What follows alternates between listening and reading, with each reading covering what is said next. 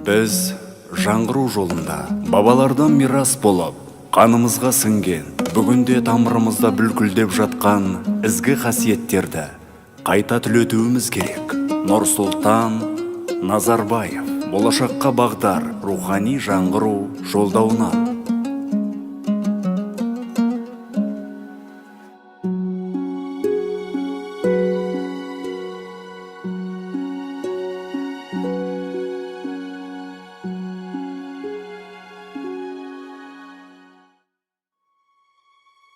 Әл-Ғиса, бұл оқиға рухы биік, ұлы дала төсінде дүниеге келген алып бала туралы болмақ.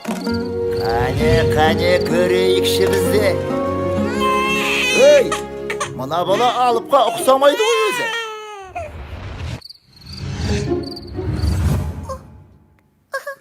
Бәсі, біз іздеген сәби осында екен ғой. Қанеки. Өзім секілді палуан болайын деп тұр екен. Олай болса, сенің атың... Әке, сіз бедіңіз. Кешіріңіз, жол сіздік әрине.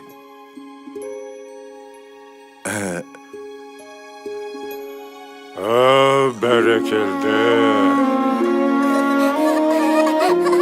Атасы секілді палуан болайын деп тұр екен.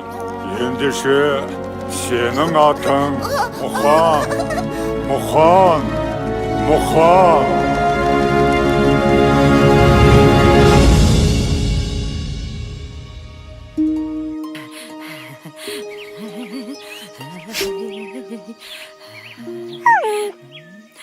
Ала ғой, айналайын, үше ғой жарығым.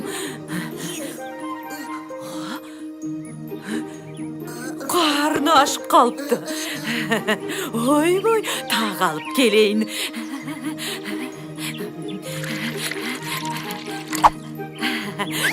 Үше ғой.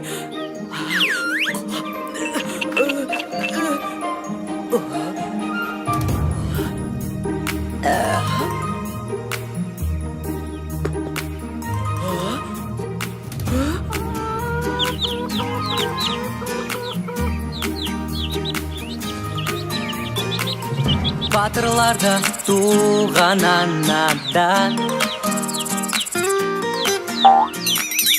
ақындарда туған анадан, батырдына баша қазақты, келдім мәне ғажапты, айналайын сендей балақтан. Тәңір берген көші бойында, жеңістерге жету ойында, білектіге басын имей, жауырыны жерге тимей, армандарға алда ұмтылар.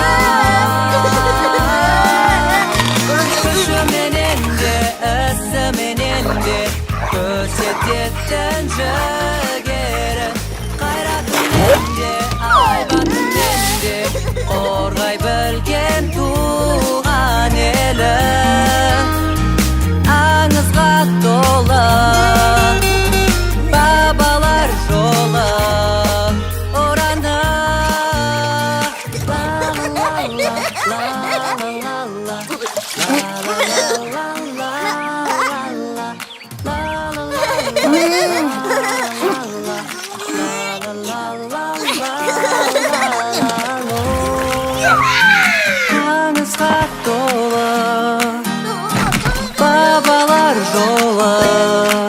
ораны. Арада 2 жыл өтті. Өй, мұналар есейіп қалыпты ғой. Демек 3 жыл өткен. Бірақ бұл кезеңде айтарлықтай қызық болған жоқ. Міне, осы жастарында біраз қызықты оқиғалар болды.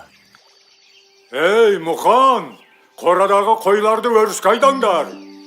Кеттік, Мұхан. Болсаңшы.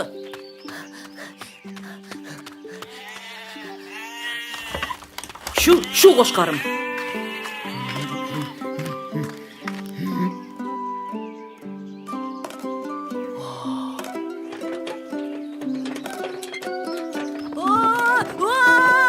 Muxan, koş!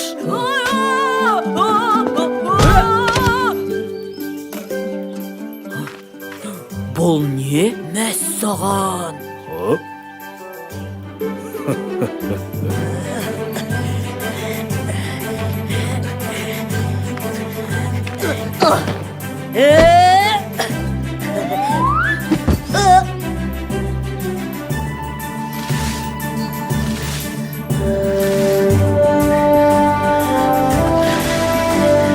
Yürüsün, şürsün.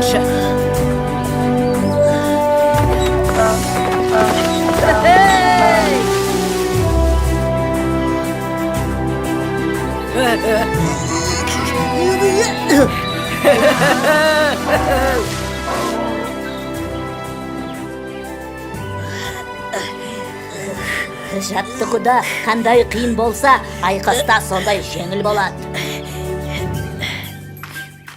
Кел Мұхан, ағаш аралаймыз. Мен ағаш жарамын.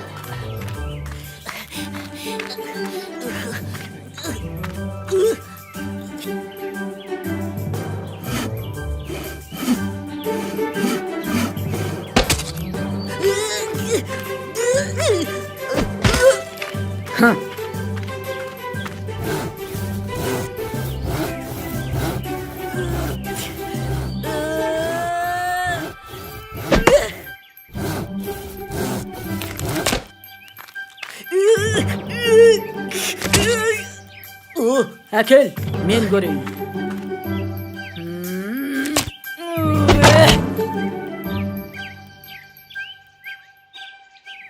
Сен сияқты күшім болса. Ал қане, қызықты сәттерін көру үшін тездетіп өткізіп жіберейік. Кешіріңіздер, арада тағы да жылдар өтіп Мұқан ер жетті. Енді оның халық аузында жүрген ерекше ерліктеріне куә болайық.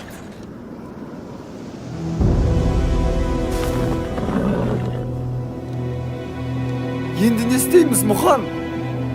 Білмеймін. Ауыл әлі алыс. Ай, далада қасқырға жем болатын болдық ау. Көмектесіңдер! Ей, кім бар? Көмектесіңдер!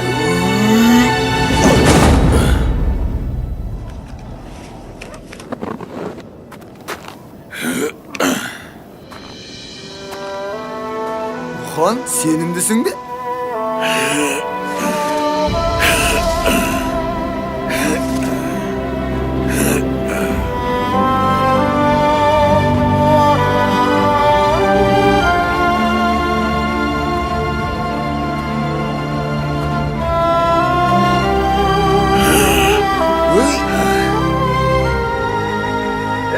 Ағайындар, сыртқа шығып біздің күшімізді көріңдер.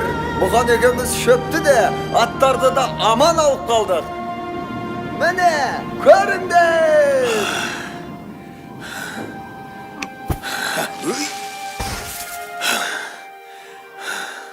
Тфәй, тіл көзім тасқа. Баяғының батырларын көргендей болдым ау.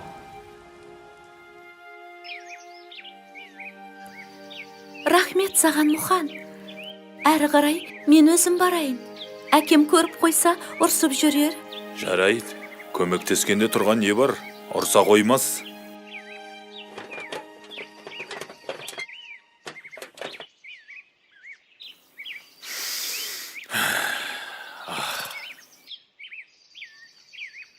Мұхан! Мұхан, қайдасың? Мұхан, қайдасың? Мұхан, қайда жоғалып кеттің? Іздемеген жерім жоқ. Тыныштық ба? Тыныштық болса осылай сабылып іздейін бе? Сені Байекең сұрастырып жатыр. Не үшін? Байдың үлкен бұғасы өзендегі батпаққа батып шыға алмай жатыр екен. Бүкіл ауыл жабылып шығара алмады. Оның маған қатысы не? Сен ең қызығын сұрамадың ғой. Тағы не? Бұғаны шығарған адамға Байекең бір қошқар берем деді. Онда кеттік. Арқаптар! Қане тар, әне! Арқаптар! Қане Ал қане, қар. Арқаптар! Al, көрсет өнеріңді.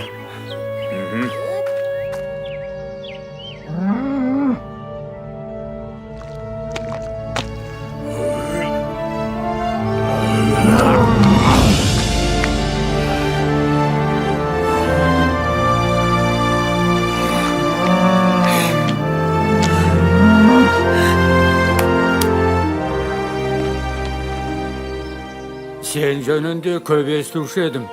Енді көзімен көріп кәнді болдым. Отардан қалаған қошқарыңды таңдап ал. Ал өзің ертеңнен бастап менің ат қосшым болуға қалайсың?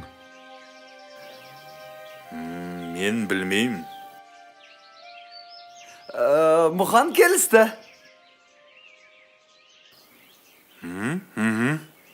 Олай болса, ертең қалаға жолға шығасың.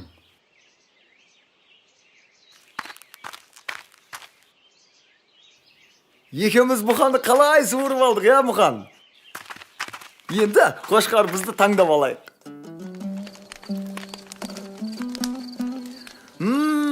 Иснай, не де болса бір тоятын болдық.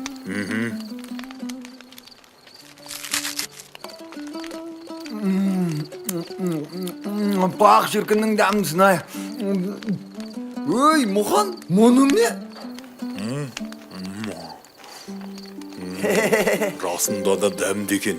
Жарайт, кішінап ал, ертең қалаға жүреміз.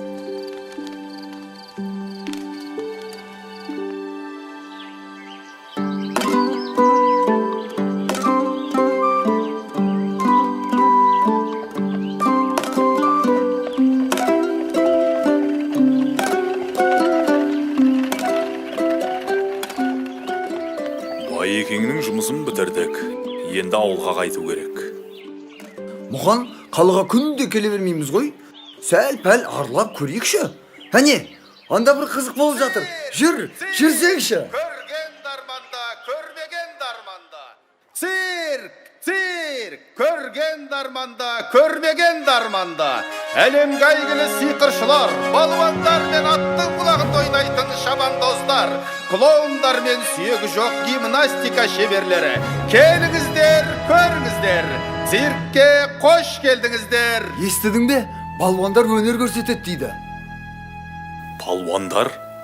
Оған ақшамыз болмай тұр ғой. Ей, бір мәнісі болар. Көзімізді қиығымен болса да көрейікті. Мына жерден ештеңе көріп жарытпаспыз. Бір жолын табу. Келесі тамашалайтындарыңыз орасан зор қара күштің иесі, Сібірдің қоңыр аюы Иван балуанның өнері. Қарсы алыңыздар.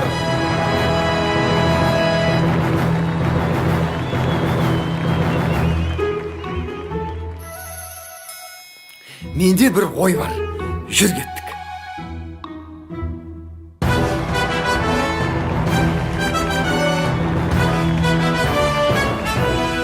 Аю десе дегендей ақ екен. Ақ шіркін күшін-ай.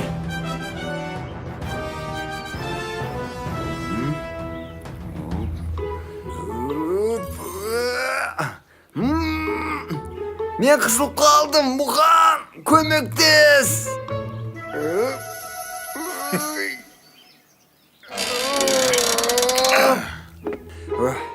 Кеттік.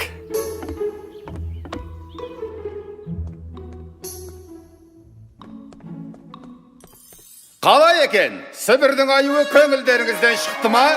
Я, мықты екен! Керемет! Ал мұнда бір жылқының ақшасы бар. Олай болса, осы ақшаны кез келгеніңіз ала аласыздар. Тек бір ғана шарт бар. Сібірдің аюын кім жығып, қара маскасын шешсе, сол алады. Қане, кім шығады? Бәрекелді. Қане, қара маскамен қайсың шығасыңдар? Алға! Мына жігіт. Не істеу керек? Олай болса, Сібірдің аюымен күрес басталды. Қошемет! күресу керек пе? Қазақтардан аргасқан жігіттер бар, Құдайға шүкір.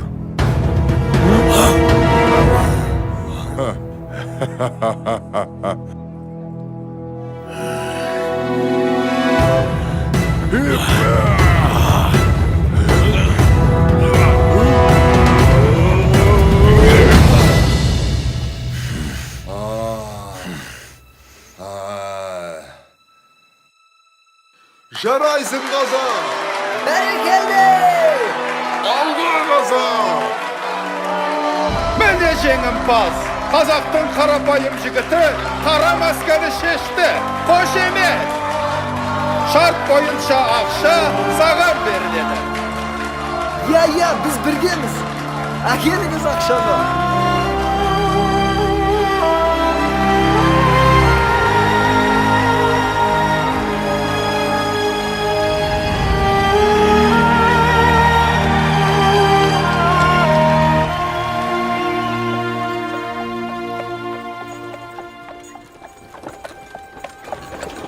Сәлеметсіздер ме мырзалар? Мен осындағы күрес қауымдастығының өкілімін. Мұқан деген сіз бе? Мен? Сізде табиғат берген күш, ерекше дарын бар секілді. Мұндай күшпен сіз мына далада емес, қалада, яғни үлкен кілемде өнер көрсеткеніңіз дұрыс. Қаласаңыз, мен сізді қарамағыма алайын. Мен ойланып көрейін. Сонда күрескен үшін ақша бересіздер ме? Әрине алады, және де аз емес. Онда біз келістік. Олай болса, Қалай, қайда, қашан, кімге, немен барамыз? жақсы, 10 күннен соң осында жолығамыз.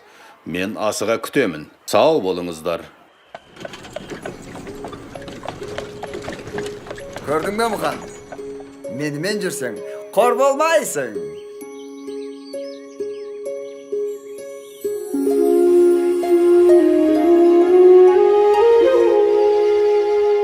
Бұл да басыңа қонған бақ шығар. Үлкендердің көзіне түскенің дұрыс болған. Әке, олай болса батаңызды беріңіз.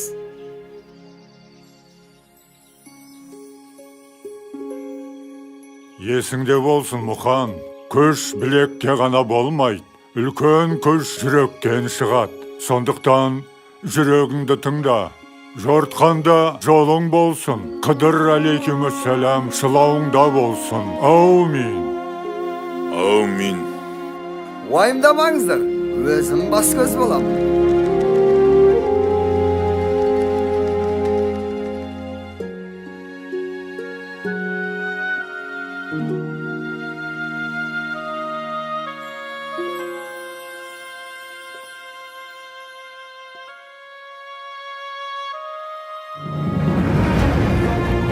Мәне осылай, Мұқан әлемдегі ең беделді жарыстарға қатысып, ең мықты деген балуандарды жеңеді.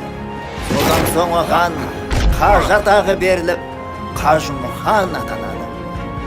Қажымұқанның атағы қазақ даласынан ары асып, бүкіл әлемге дүркірейді. Мен осы көп сөйлеп кеткен жоқпын ба? Қой, одан да Қажымұқанның ерекше айқастарының бірін көрейік.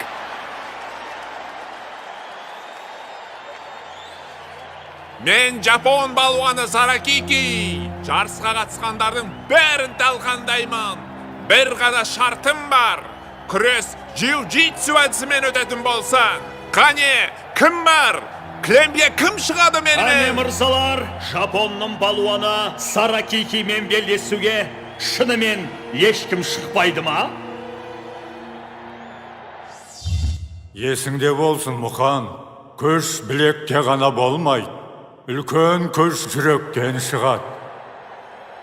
Қане көңілдірек, кім шығады? Олай болса, бүгінгі жарыстың чемпионы деп Жапон балуаны. Жаным арымның садақасы. Нар тәуекел. Мен шығамын. Қане, келесі батырымыз кім екен? Тар салыңыздар. Қазақ даласының балуаны Мұқан мырза. Дуғол шапала! Аха, мына қазақтың жүрегі бар екен. Қане, қолдап қояйық. Бастаңыздар!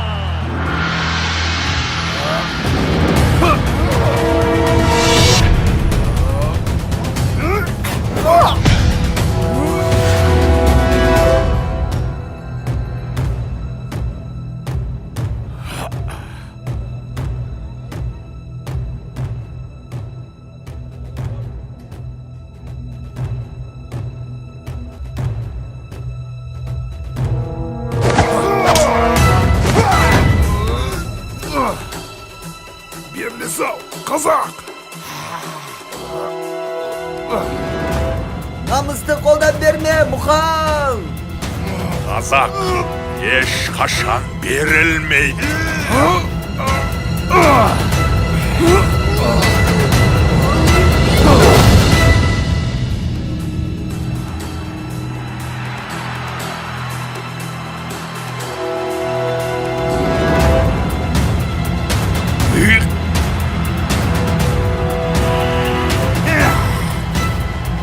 Біздің ауылдың құтырған иттерінің үнін бұлай өшіреді.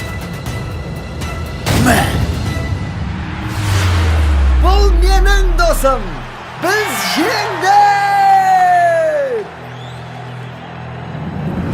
1941 жылы Ұлы Отан соғысы басталған кезде 70-тен асқан қарт Қажымұқан қанша қиын болса да ел аралап өнер көрсетіп, халықтың рухын көтеріп, қуаныш сыйлаумен болды. Өнер көрсетуден түскен ақшаға ол әскери ұшақ жасатып майданға берді. Сол үшін Сталиннен алғыс хатты алды. Қажымұқан атамыздың жеңістері ұрпағымыздың рухын мәңгілікке асқақтата беретініне сенімдіміз. Сендер де бүкіл әлем таныған Қажымұқандай балуан аталарыңды әрқашанда мақтан тұтып